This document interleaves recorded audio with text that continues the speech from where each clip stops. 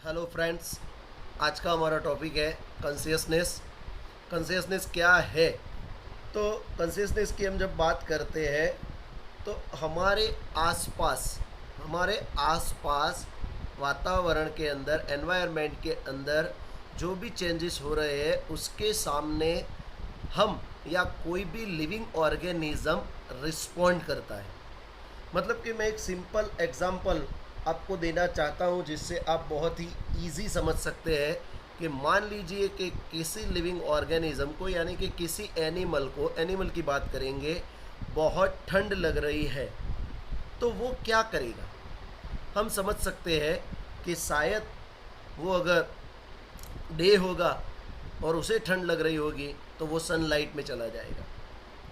आप समझ सकते हैं।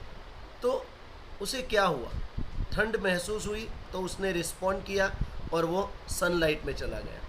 हमें भूख लगती है तो हमें भूख महसूस होती है तो हम रिस्पॉन्ड क्या करते हैं, खाना खाते हैं। हमें प्यास लगती है तो हम पानी पीते हैं। तो ये सभी जो बातें हैं एक कॉन्शियसनेस के अंदर है। तो अब आप समझ जाएंगे बहुत इजीली। मैं जो बात अब आप समझाने जा रहा हूँ कि it is the ability to sense their surroundings और environment and respond to this environmental stimuli. मतलब कि वो कोई भी हो सकते हैं, फिजिकल हो, केमिकल हो या बायोलॉजिकल हो। कोई भी जो स्टिम्युलाई हो उसके अंदर हमें रिस्पॉन्स हम करते हैं। मतलब भूख लगती है तो खाना खाते हैं, प्यास लगती है पानी पीते हैं, अगर कहीं पे कोई भी चीज़ नींद आती है सोते हैं। तो ये सभी हम स्टिम्युलाई एक कॉन्शियसनेस है। ऑल्सो नॉन एज सेंसिटिविटी, अब दूसरी बात करेंगे seasonal breeding and photo periodism. ये भी कॉन्शियसनेस के अंदर आएगा कि सीजनल ब्रीडर्स जो होते हैं, सीजनल ब्रीडर्स जो होते हैं, जो एनिमल सीजनल ब्रीडर्स जो होते हैं वो कुछ पर्टिकुलर सीजन में ही ब्रीडिंग करते हैं, तो वो कॉन्शियसनेस में आएगा। उसके बाद हम बात करते हैं कि all type of organisms, prokaryotic हो या मोस्ट कॉम्प्लेक्स यूकैरियोट्स हो, सबके अंदर कॉन्शियसनेस हमें देखने मिलता है। मैं कॉन्शियसनेस के बहुत सारे और एग्जांपल आपको देने वाला हूँ। आप समझ गए होंगे कि कॉन्शियसनेस क्या है। तो सबसे पहले ये बात हमें याद रखनी है, ये बहुत ही इम्पोर्टेंट है कि स्टिम्युलाई कौन कौन से, मतलब फिज़िकल, केमिकल और बायोलॉजिकल, ये कोई भी हो, इसके सामने हम रिस्पॉन्स देते हैं। हमारी बॉडी के अंदर गैसेस एक्सचेंज हो या कोई भी हो, या फिज़िकल कोई हो या बायोलॉजिकल हो, हर एक जो सेंस होता है उसके सामने हम रिस्पॉन्स करते हैं। सीजनल ब्रीडिंग हो, फोटो पीरियडिज्म हो, तो भी कॉन्शियसनेस उसे कहा जाएगा। अब हम आगे बात करते हैं कि अगर we sense our environment through our sense organs, हमारे पास सेंस ऑर्गन्स है, उससे हम रिस्पॉन्स करते हैं, सेंस करते हैं, फिर उसके बाद रिस्पॉन्स करते हैं। अब प्लांट्स की बात करेंगे। अगर आपको क्वेश्चन होगा कि plants respond to external factor like light, water, temperature and other organisms and pollutants. Plants भी इस जो लाइट है, वाटर है, टेम्परेचर है और अदर ऑर्गेनिजम्स है या पॉल्यूटेंट है, उनके सामने रिस्पॉन्ड करते हैं।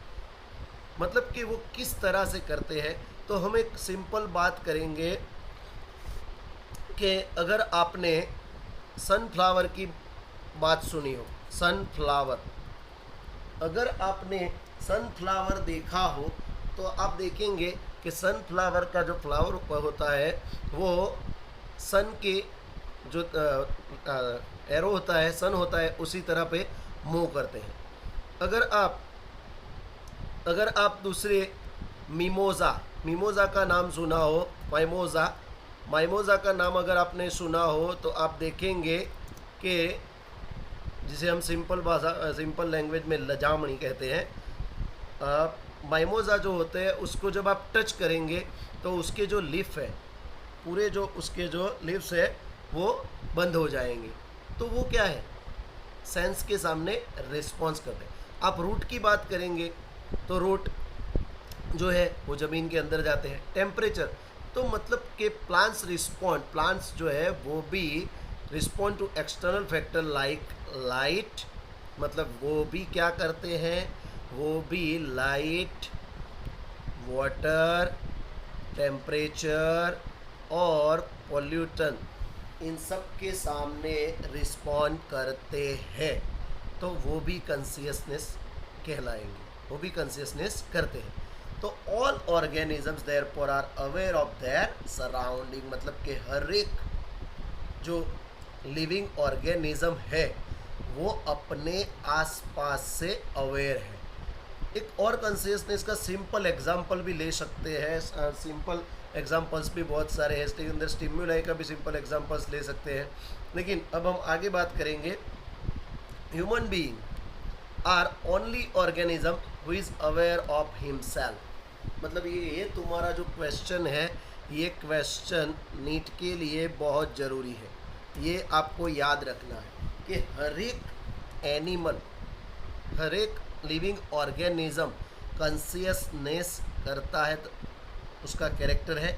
लेकिन self consciousness, self consciousness, self consciousness, मैं बार बार बोल रहा हूँ, सेल्फ कॉन्शियसनेस जो है वो ओनली ह्यूमन के अंदर ही हमें देखने मिलेगा।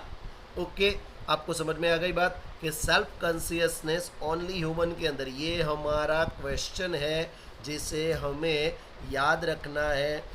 कॉन्शियसनेस, क्योंकि कभी कभी ऐसे क्वेश्चंस आते हैं कि हर एक लिविंग ऑर्गेनिज्म कॉन्शियसनेस होता है, मतलब कि उसका कैरेक्टर है।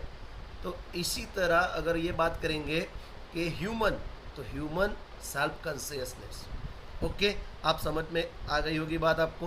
कंसे तो आप कह सकते हैं कि consciousness therefore become the defining property of living organism. Living organism की डिफाइनिंग प्रॉपर्टी हो गई है ये, क्योंकि नॉन लिविंग ऑर्गेनिज्म में कॉन्शियसनेस नहीं हो सकता।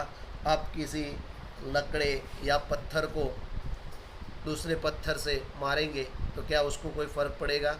नहीं पड़ेगा। आप किसी भी नॉन लिविंग ऑर्गेनिज्म पे टॉर्च लगाएंगे, क्या उसे फ़र्क पड़ेगा? नहीं पड़ेगा। आप किसी भी living organism, non living organism को बहुत टाइम तक सनलाइट में रखेंगे या कोल्ड में रखेंगे तो कुछ फ़र्क पड़ेगा? नहीं पड़ेगा। लेकिन लिविंग ऑर्गेनिज्म जो है उनको इन सभी बातों का फ़र्क पड़ता है और वो इसके सामने रिस्पॉन्स देते हैं। हम सिंपल एग्जांपल्स भी ले सकते हैं, हम रिस्पॉन्स देते हैं।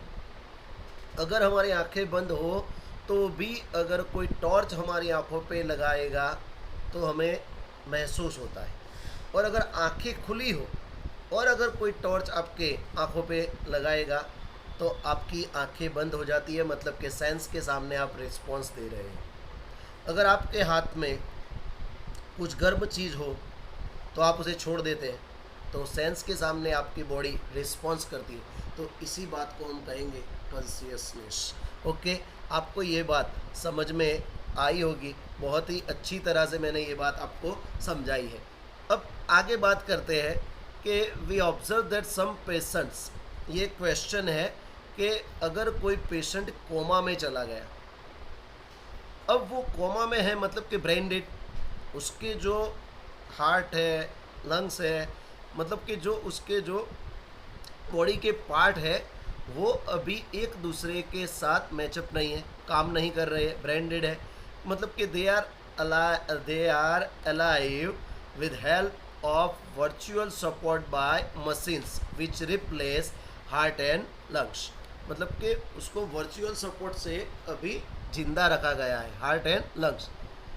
और पेशेंट तो क्या है, ब्रेन डेड है, कोमा में चला गया है। ये पेशेंट क्या है, पेशेंट तो कोमा में है, वो कुछ भी नहीं कर सकता, डोंट मूव, मतलब वो कुछ नहीं कर सकता, वो कुछ हिल नहीं सकता। तो अब ये क्वेश्चन आएगा कि the patient has no self consciousness, so what can we tell those kind of person are the living और नॉन लिविंग। तो इसका जो क्वेश्चन है, क्या ये लिविंग है या नॉन लिविंग है, तो ये है तो लिविंग। इसका आंसर तुम्हें याद रखना है, ये लिविंग है, ये लिविंग है, पर वो सेल्फ कॉन्शियस नहीं है। वो कॉन्शियस भी नहीं, मतलब सेल्फ कॉन्शियस नहीं है, वो अपने आप कुछ भी नहीं कर रहा है, उसके बॉडी पार्ट्स भी वर्चुअल सपोर्ट से काम कर रहे हैं, सिर्फ वो लिविंग कहलाएगा। उसके अंदर सेल्फ कॉन्शियसनेस नहीं होगी। इसका मतलब आप समझ सकते हैं कि वो कुछ भी कर नहीं सकता, मतलब कि only living but they are not self conscious. Okay दोस्तों, आपको पता चल गया होगा, ये क्वेश्चन बहुत ही इम्पोर्टेंट था, इसके लिए मैंने आपको ये हाईलाइट किया है कि आप समझ सकते हैं कि लिविंग है लेकिन सेल्फ कॉन्शियस नहीं है।